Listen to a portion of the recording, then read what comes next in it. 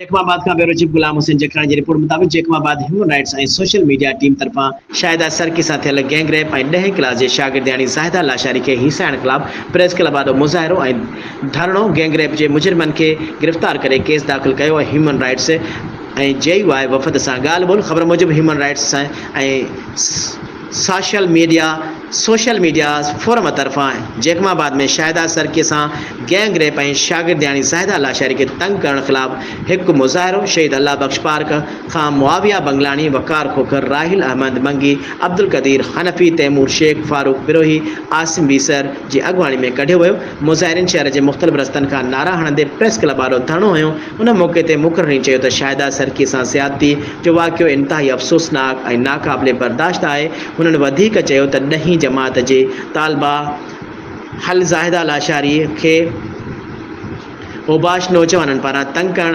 ऐं घर ते मोतमार धमकियूं ॾियणु शर्मनाक अमल आहे। मुज़ाहिरीन SSP जैकमाबाद खां सभिनी जवाबदारनि खे गिरफ़्तार करे सज़ा ॾियण जो मुतालबो कयो। होॾांहुं SSP Jacobabad captain Saddam Hussain Kaskheli, human rights जे chairman doctor AG Ansari, JUI taluka अमीर मौलाना अब्दुल जब्बार रिंद ऐं ॿियनि सां मुलाक़ात में चयो त ॿिन्ही वाक़िअनि में जवाबदारनि ख़िलाफ़ केस दाख़िल कया विया आहिनि।